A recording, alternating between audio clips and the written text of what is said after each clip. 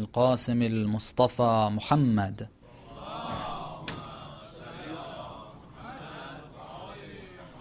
وعلى أهل بيته الطيبين الطاهرين المعصومين المكرمين المنتجبين لا سيما بقية الله في الأراضين روحي وأرواح العالمين لتراب مقدمه الفداء ولعنة الله على أعدائهم أجمعين إلى قيام يوم الدين. We hope that Allah subhanahu wa ta'ala blesses us in the remainder of this month with the tawfiq to be able to reach the objective and the goal of this month, inshallah. Try to uplift that soul, try to leave the material world for a bit so that we can cater to that soul of ours, inshallah. Try to develop that taqwa. There's a verse in the Holy Quran, Allah subhanahu wa ta'ala says, Ya ayyuha alladhina amanu attaqullah wal tandur nafsum ma qaddamat lighad wattaqullah. O people who believe, make sure you have this taqwa, you implement it. It's something we have to work for. It's something that takes time. It's something that we've got to constantly have on our minds and work towards it. And the reminder he gives us is that وَلْتَنْظُرْ نَفْسٌ مَا قَدَّمَتْ لِغَدٍ. What has every person should look before the end of their life, before they reach an old age. Look, as youth even, we don't remember, we don't think that death is something that can happen to us. We don't think of it like that, especially as youth. But we're told, the true believers, the wise ones even, it's wise to do so. Remember it, there's no guarantee. We've had youth, they've passed away in car accidents and different diseases that have developed. If God wants to take our life, He can do it. We don't know. Next minute. If He wants, I can, in the middle of my talk, He can take my soul. I don't know when that's going to happen. And it's very good for us to remember this concept and look, what have I been sending forth for myself in the hereafter? Is it something that I would be enjoying in the hereafter, or is it something that's going to be very painful? This is a very good reminder that inshallah we get to have, and we're able to use this month to move in the direction of taqwa, inshallah. And taqwa, as we said, was the servitude of Allah, the ibadah of Allah. Becoming His slave was the only path towards prosperity. And we're trying to talk about dimensions of taqwa that we pay a little less attention to when it comes to our interactions with each other, with family members, with parents. And I hope these were good reminders for myself and for the brothers and sisters. And then we started to talk about husband and wife. And that relationship is something that we can easily, a marriage relationship can either be a relationship, and we make it such. It's either a relationship that's going to destroy our lives in this world and in the hereafter, or it can be a relationship that helps us get closer to Allah subhanahu wa ta'ala. It's very easy to go either way. It's very easy to go in the wrong direction, especially. So depending on our actions, we talked about the responsibilities of the husband, and we were talking about the responsibilities of the wife. And as I mentioned, these are things, sometimes we have certain restrictions on what we say and what we talk about in our cultures that doesn't help. I've said this before in other places. look at some of the verses of the Holy Quran. The Holy Quran is the most polite book, the most polite wording. If you want to be respectful, if you want to be polite, if you want to be decent, you can't go beyond the Holy Quran. Okay. The Holy Quran is exceptionally polite and very careful the wording that it uses. But even in the Holy Quran, if you look at some of the wording that we have there, if I were to just translate what some of those words mean, all right, and if I didn't tell you that this is from the Holy Quran, I would just, translate those words. Or forget about translating the words, figure out what the translation is and just mention those words to you. You would not let me sit up here on the minbar. Okay. But the culture that has developed, as I said yesterday as well, some of the ahadith that we have, I'm not able to discuss those. I personally, this is maybe something cultural as well. And when I do give you hadith, believe me, I don't give you accurate translations. All right, I kind of put a twist to it, so you don't drag me off the minbar while I'm talking. All right. So it's important that we talk about these subjects and understand what Allah subhanahu wa ta'ala wants from us.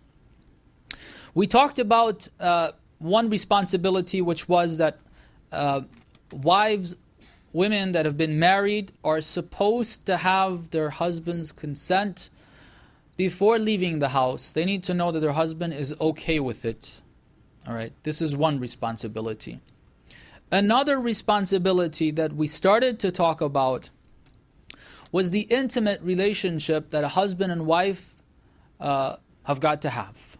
This is something that, according to the verses of the Holy Quran and in the ahadith, it is an obligation for the wife to be obedient to her husband in this way. It's an obligation. Okay. I would like to repeat one line that I mentioned, and that is the importance of this in a marital life. In marital life, the intimate relationship between the husband and wife, again, that's one of the very important areas that can cause a marriage to go through and to be successful or for it to be unsuccessful. That's how important it is. Very, very serious. Don't think that Allah subhanahu wa ta'ala makes things as obligations for no reason. Don't think that, there's some unknown. The reason why this is an obligation is because of its serious impact on the relationship between the husband and wife. It's a need that both parties have, which I'll try to explain a bit more. But the responsibility falls on the shoulders of the sisters. In other words, as a legal responsibility. You may be asking the question, why is this responsibility a responsibility that women have? What about the men? Why are they not responsible in this regard? Well, there's no need for the responsibility because God has given them, naturally made them such that they are going to be pushing for it. They don't need to be said. It's not an obligation. They don't need to be told that you need to provide this service for your spouse. No, naturally, a man is going to be wanting it a lot more often. This is how Allah subhanahu wa ta'ala has created men. But the problem is that the women are not exactly like that. We'll get to the ahadith. I'll try to be brave and mention those ahadith. The effect that it has on the relationship, if the two spouses are not satisfied from one another in this way, it has a very, very negative impact. Recite a salawat, please.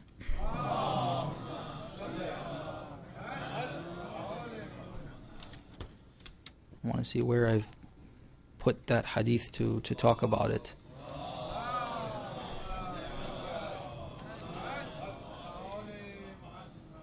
Okay, I'll just talk about it right here. It has a very, very negative impact on the relationship if the two parties are not physically satisfied from one another. They're not pleased with one another. It creates frustration. All right? I'll give you a hadith, and then one of the teachers mentioned something that was interesting. The hadith says this. Okay, why the sisters are responsible for this. Men don't have as much shahwa and lust as women have. We have this in a number of hadith. Okay. However,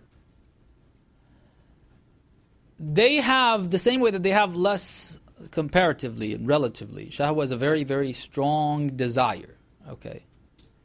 It's not comparable to any other desire that we have. And that's why we have a lot of restrictions, a lot of rules that apply to it. We have to make sure that we don't get involved with sin in that regard. We have a lot of restrictions. We talked about the interaction between the opposite genders. All of those restrictions are for that reason. It's very, very easy to fall into sin. It's a very strong desire. Okay. But Allah subhanahu wa ta'ala has put that desire there. For men, He has said, according to the ahadith, I've given them less lust, but I've also given them less patience. Okay. So men are very impatient when it comes to the satisfaction of this desire. When the temptation is there, if it is not satisfied, especially with someone that they expected to be satisfied with, like their wife, their spouse, which they're supposed to, they get extremely frustrated at that person. And that frustration causes problems. That frustration does not allow, even if they want to be kind, they're just too angry to do anything in the right way, to use nice and kind words. Okay. What the teacher said, these were his words, I'm just telling you. He said if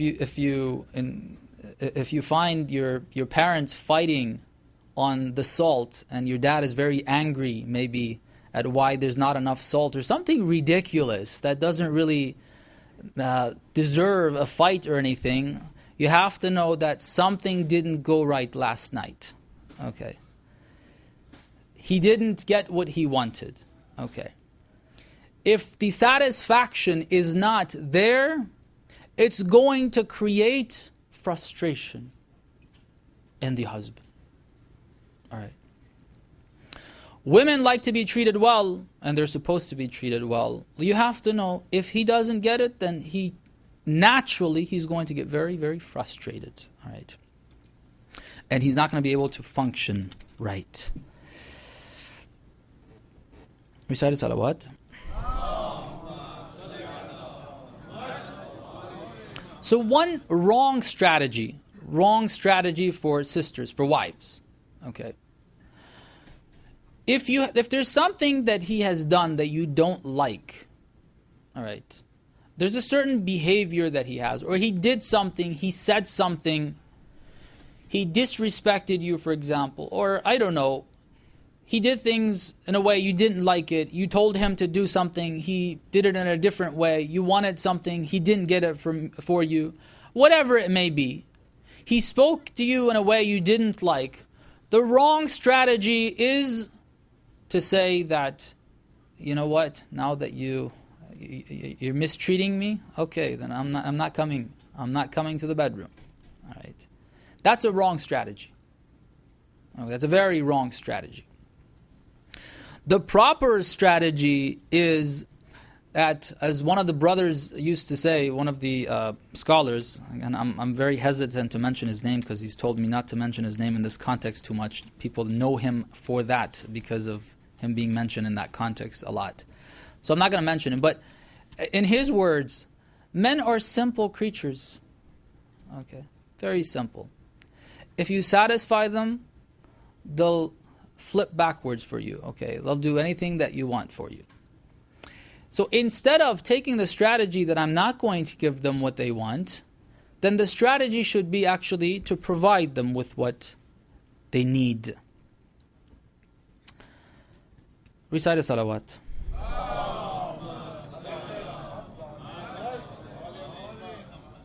Okay.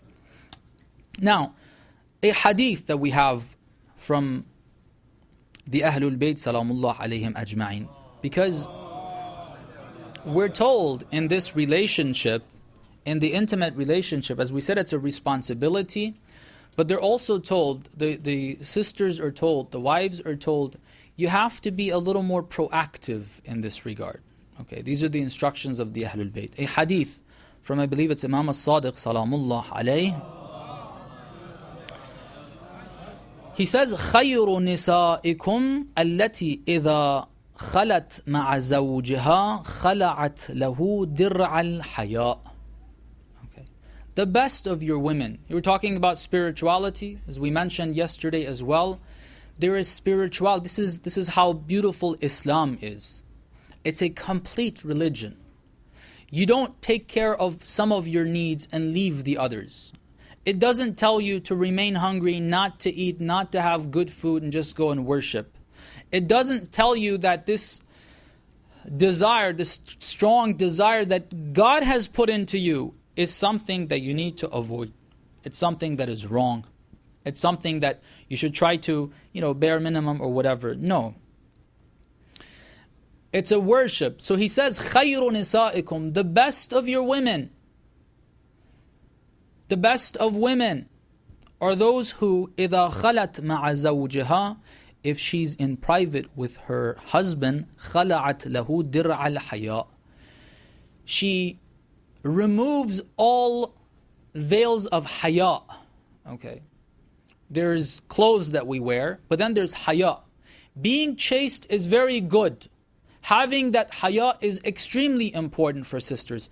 Sometimes sisters have a little less of that in dealing with members of the opposite gender, with guys outside on the phone or whatever. They're a little too comfortable. That's not good. It's good to have that haya. As we mentioned, try to give yourself a manly voice, when you answer that phone. Okay, if it's a guy, or you think maybe it's a guy, speak to them in a way where they don't feel comfortable with you. All right, and just a tip on that as well: try not to laugh and giggle, because when you start laughing, then that's when the guy starts to develop certain feelings. Just be careful, all right? Just be careful. So haya is really good. Haya is very good. But not with the husband, okay? It's not good to have haya with the husband. Haya is for outside. We are told, according to this hadith, it says that when you're in private, in that intimate relationship, all forms of haya have got to be removed. You shouldn't think, oh, this is bad, or no, everything, just remove haya completely. No haya. All right, this is important. Sometimes maybe religious sisters would think certain things maybe are bad or whatever, but we're told, Islam says, the ahadith say, the words of the Ahlul Bayt say, for sisters, don't feel shy, don't feel haya. That's not the time for it. Outside. And that's why it says, وَإِذَا لَبِسَتْ, when she wears her clothes, she wears the dir'ul haya as well, the armor of haya, which is an armor. It prevents us from sin, it prevents us from corruption. So, based on the ahadith, a few tips. Sometimes, as we said, the obligation is there. If the husband wants it, then the wife is supposed to provide that. She's supposed to provide it for her husband. But sometimes we hear comments like, okay, I don't feel like it, what about that? I've even heard comments like, when I don't feel like it, if I have to, I feel like a prostitute. Okay, al-ayadhu billah. Well, that's not right. Okay, that's not good. So there are certain things, since it's an obligation, there are certain things that we need to do that are good for us according to the ahadith. One, as we said, being proactive according to the ahadith. Taking care of themselves. Sisters taking care of themselves. And brothers have got to help out there. All right. Makeup is for in the house, in front of the husband. Sometimes, women, Allah subhanahu wa ta'ala has given beauty to women. Right? Guys are not as attractive and good. Like beauty, Allah subhanahu wa ta'ala has given to women. Okay? And the want to be beautiful and have beauty. Alright? Allah subhanahu wa ta'ala has given that. If it's not satisfied in the right way, it's going to be wanting to be satisfied in the wrong way. Alright? For the sisters, this want to look good, look presentable, I don't know, whatever you want to call it, okay, putting makeup on, looking very nice, being attractive, that's good. Allah subhanahu wa ta'ala has put that in you. But there's a place for it. That's for in the house, in front of the husband. You should dress in a way that when he comes home, the husband doesn't feel all the beautiful women are out there and I am coming home dealing with someone, well, she's been working in the house as well, probably, maybe. And clothes are dirty, maybe. She's been working, she's been sweating, she doesn't smell very good. Okay. Doesn't, or God forbid, maybe the mouth even smells. Okay. This is not how the husband should come home and see the wife. When he comes home, the wife should have made herself, those responsibilities are there to an extent, in a certain sense. However, the wife is supposed to take care of herself. She needs to be proactive in that relationship.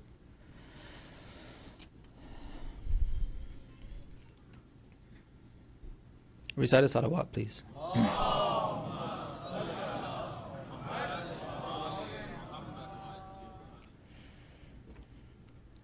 It's important that sisters take care of themselves, as I said, and the kind of the reverse side of that is it's important that brothers make comments, husbands make comments, show that you actually like that, all right? Because if she dresses up a couple of times, she puts on makeup, you come home and you're just too busy, your thoughts are too busy or whatever, and you don't notice it, then she's not going to come and do I have anything on my lips? Okay, do I have anything?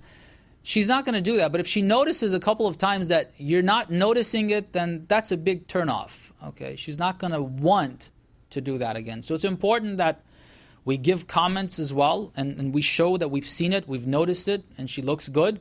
It's important that we do that. Another thing that we have is, since it's an obligation, a lot of times, as I said, I've heard sisters that come for counseling, they say that, well, you don't feel like it, you don't want it. Try to learn techniques that you can enjoy that relationship as well. Learn. It's important that sisters also learn how they can enjoy it. It's a responsibility, right? So it's better that you learn how to enjoy it instead of avoiding that responsibility. As we said, the responsibility is very severe. We had a hadith that said that the angels are going to be cursing the person if they don't fulfill that responsibility. It's very serious. It's a very serious responsibility. So learn how you can enjoy it yourself so you wouldn't be forcing yourself. If you've prepared your mindset, if you've prepared yourself and you know how to enjoy it, it's something that is enjoyable. Why not? One can enjoy it themselves instead of doing it only for the husband. It's something that one enjoys as well themselves. It's something that we need to do. And a few points in that regard for the brothers, which is also important. Very important. Okay. Let me mention this. I see some of the brothers having their heads down. Okay, that haya is good. Okay, haya is good. And believe me, it's not the most... I rather talk about spirituality. I rather have those tears as well. I rather talk about Imam al-Hussein. It makes me feel better. And I'm in a very uncomfortable position here talking about this. Believe me. Alright? But it's important. I'm doing this for the sake of Allah subhanahu wa ta'ala. I know it is rewarding. Okay? I know this is something that I have to do. Okay? So, a couple of points to make that relationship, the intimate relationship between husband and wife, better. Brothers, you all also have a responsibility in that regard. One thing is, if your wife is in the house dealing with the kids, she's had a rough day, they're screaming or whatever, they haven't done their homework, they've been rude to her, she's had to, make food, she's tired, she's done all of that. If she's tired and exhausted, okay, you may have that need, but you can't expect her to be smelling like perfume and feeling all fresh, okay? You should expect that she smells like food and spices instead, okay? You should expect that she hasn't been able to take a shower yet, all right? It's a responsibility that we allow her to prepare, allow her to have some time, get some rest. You don't want someone just lying there. You want to enjoy your relationship. Okay. If you want to enjoy the relationship, it has to be active on both sides. If she's exhausted and had a bad day or whatever, yeah, Islamically, legally, this is the other thing. Okay, yeah, it says that whenever I want, I demand it. Okay. I've been out, I've seen things that I shouldn't have, people were around me, whatever, I really, really need this. Okay. And she's like, okay, whatever, it's a responsibility, I'm just too tired. She falls asleep. Okay. You have to try to help out. Now, this is a general thing, trying to help out in the house. It's a very, very bad habit that we think that our work was outside. I come home, I just relax. On the couch, I lay back, and somebody's supposed to come and pull my socks off as well. Okay, give me some cold water. I order people around, and if anybody doesn't do that, then they're going to get it. Having that expectation is not good at all. Amirul Momin, salamullah alayhi.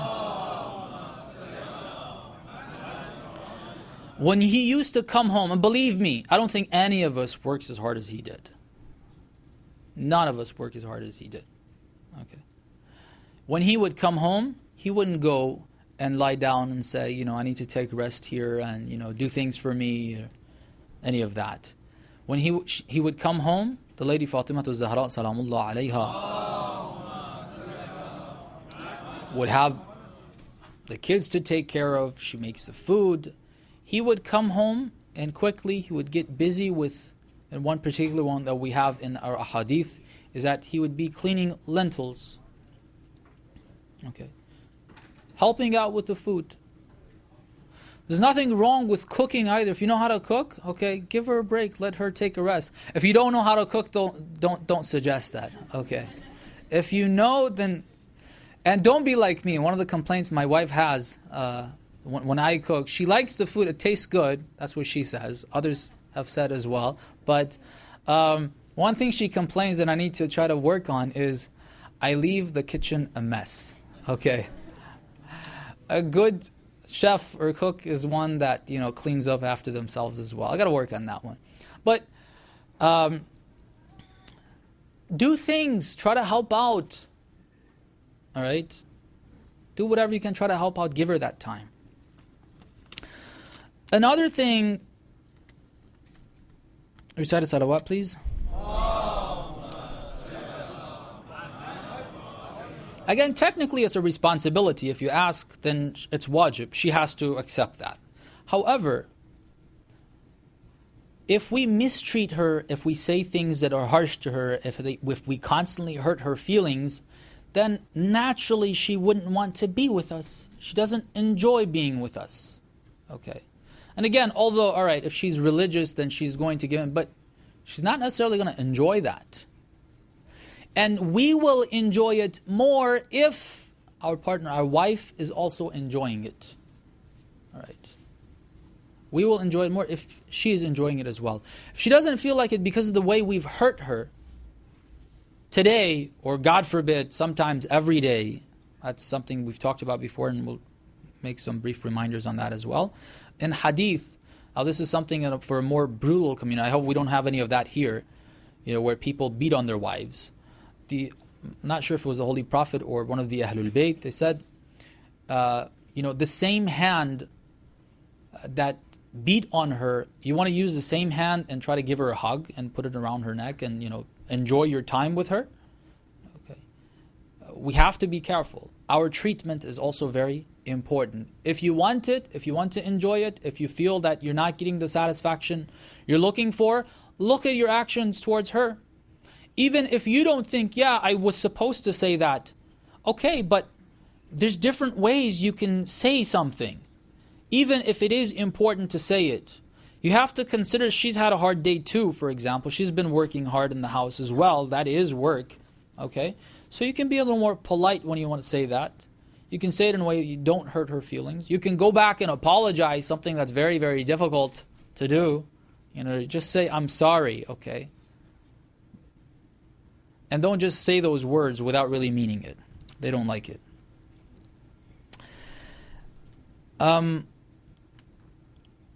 Another thing is, on top of that, not just not treating her bad, but being kind, showing that affection, showing love.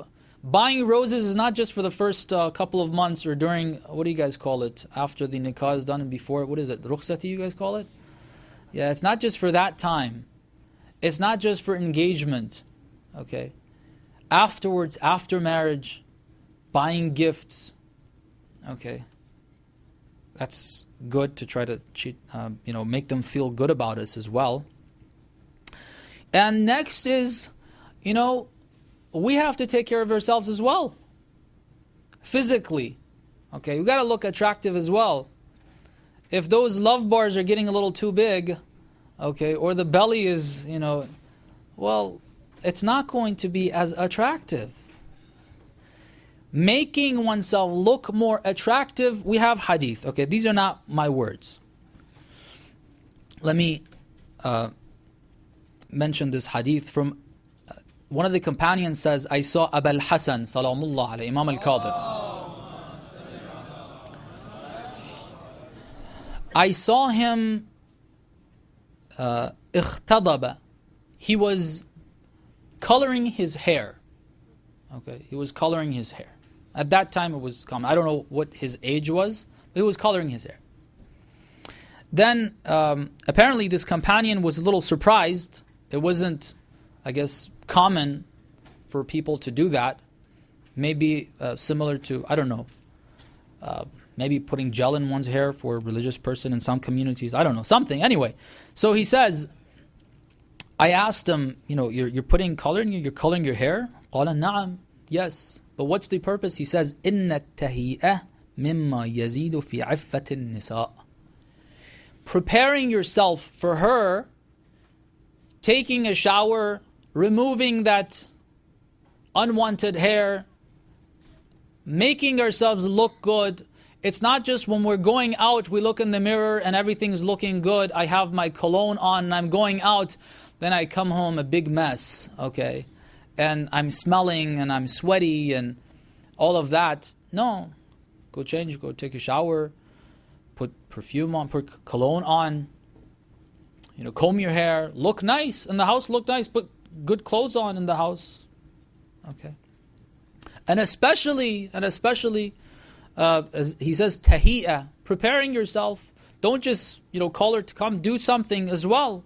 Make yourself look better or something. Give her a hint maybe in that way.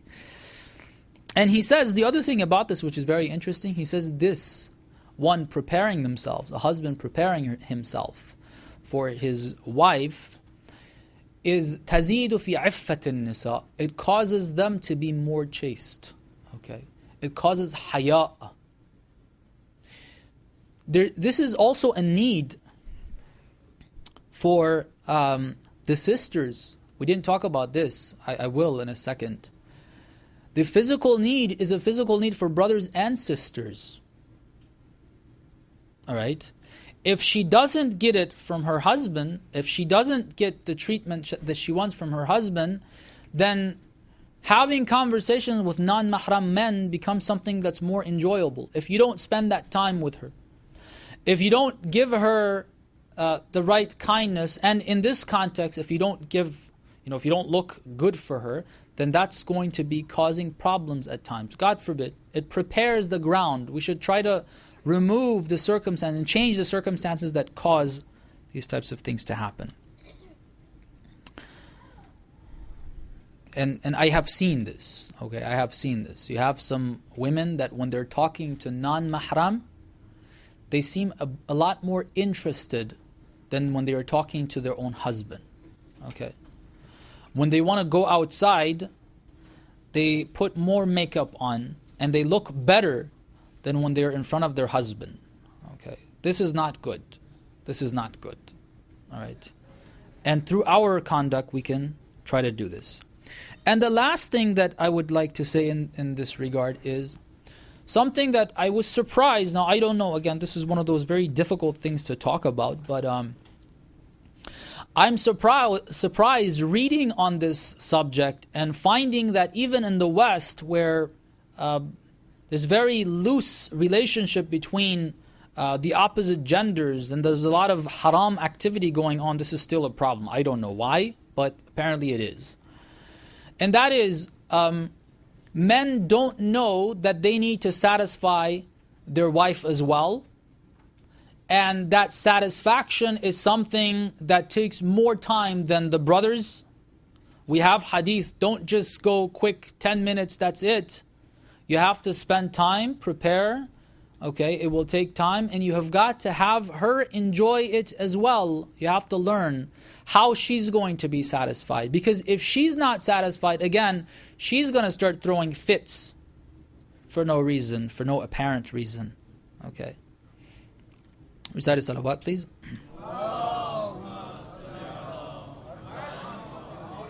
And this is a tip. If you really want to enjoy, hadith says, women have a lot more shahwa. They have a lot more lust. Okay. Just need to tap into it. You need to learn how she is going to enjoy it. She's going to be satisfied.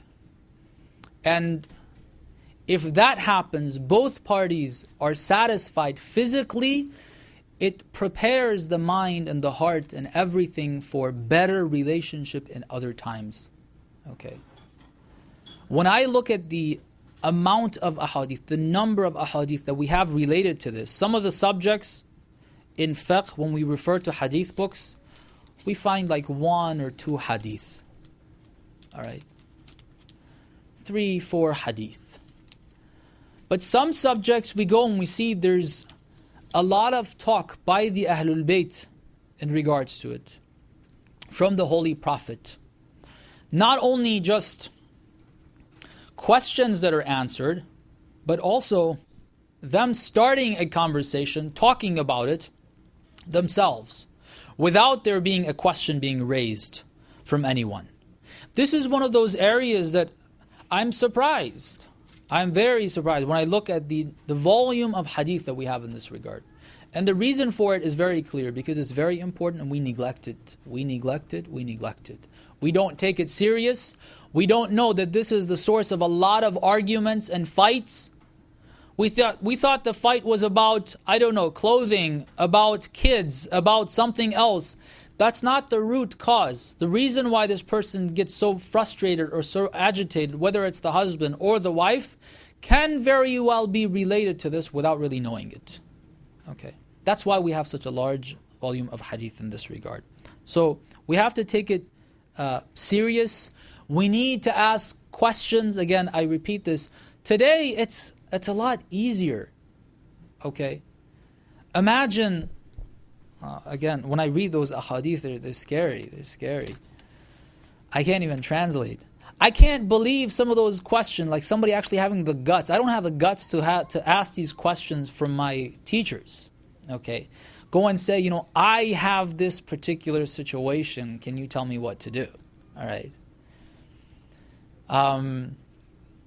Imagine going to the imam of the time and saying, this is my situation with my wife or with my husband.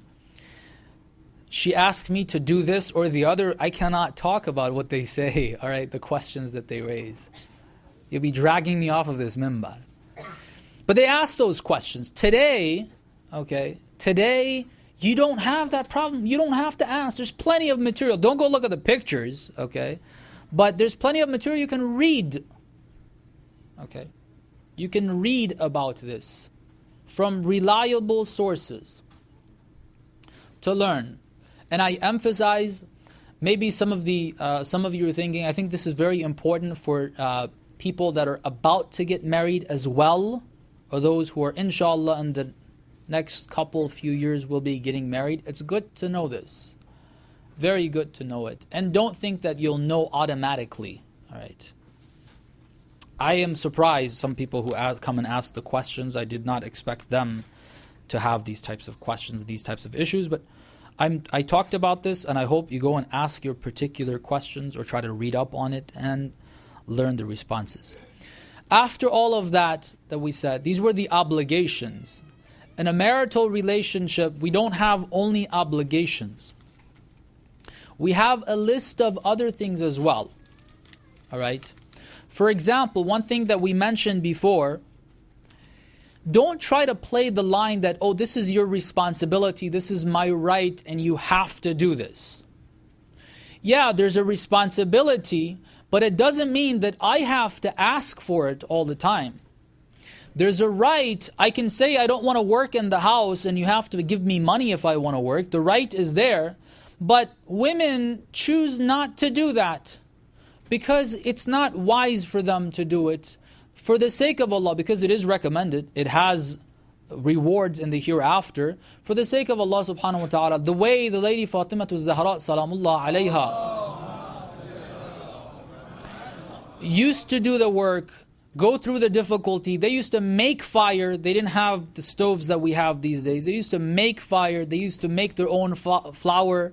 They had to clean the wheat, make that flour. It would take a lot of time. It would be very difficult. Sometimes her hands would be bleeding. She went through all of that trouble for the sake of Allah subhanahu wa ta'ala. It's a worship.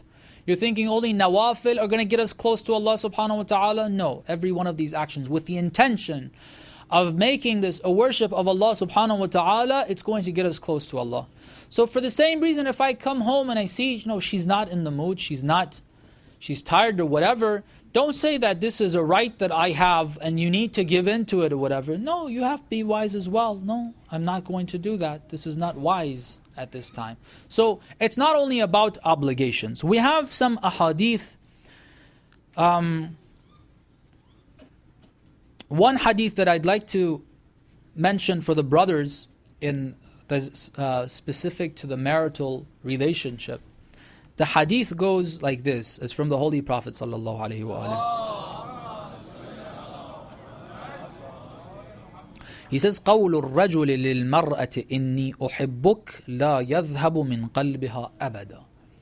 Allah subhanahu wa ta'ala has created women in this way. If you tell them that you have love for them, you love them, okay, that stays in their heart.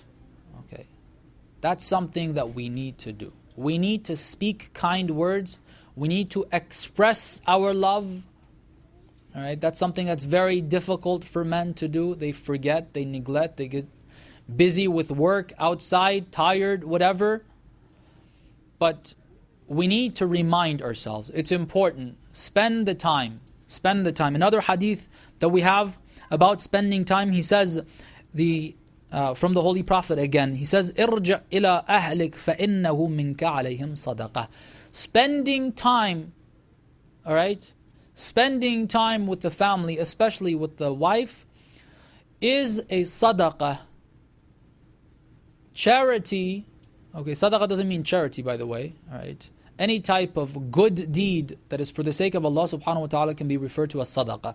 But usually we use it in the case of charity. So doing something that is a worship of God, gaining a lot of rewards, isn't only by working outside, giving charity, praying, or things like that. Spending time, sitting down and talking, whatever she wants to talk about. Okay?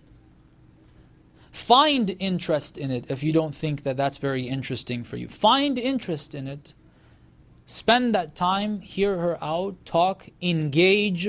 Don't just, hear like, okay, when is this going to get over with? All right. Engage in that conversation. And it's very rewarding spiritually as well as in our relationship with our spouse. And the last point, which our time has gone, we've gone beyond our time, the prayer time I guess has come in, but just last point. As we mentioned in the relationship between family members, parents and their children, I don't know why when it comes to akhlaq, we don't think that akhlaq applies to our relationship with our husband and wife. That when they say that it's haram to disrespect, it's haram. It's haram to annoy a believer. Okay? Saying words that someone gets disturbed by them is haram. I can't come up to you and start not only cursing, forget about cursing out, but if I say something to you that hurts your feelings, it bothers you, I can't do it. If I do something to you that it gets on your nerves, I shouldn't do it. It's haram. I can't do that. In the relationship between husband and wife, that's how it is. The same thing applies. This is a believer that we're treating. We're not allowed to treat them just any way. All of what we have from in the ahadith, in respecting, it applies there as well. Just because we see them on a regular basis doesn't mean that we should not show that respect. Doesn't mean that outside we wouldn't dare say certain things, but here in the house, towards the wife, we open our mouth and say whatever we want, or towards the husband, either way. We've got to be very careful. We wouldn't dare shout on our neighbor or on anyone in the center, but in the house very easily, for the most minute things, most insignificant things, we scream and holler and make a big fit out of it. That's not allowed. We cannot do that. The hadith, again, and we'll end with this. The hadith that said, Su'ul khulq destroys religion. Su'ul khulq, especially with the family.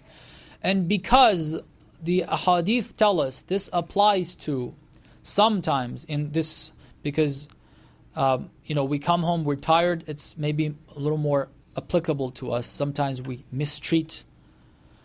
There's a hadith, one of the companions of the Holy Prophet passed away, and after he passed away, the Holy Prophet participated in his burial, in the funeral.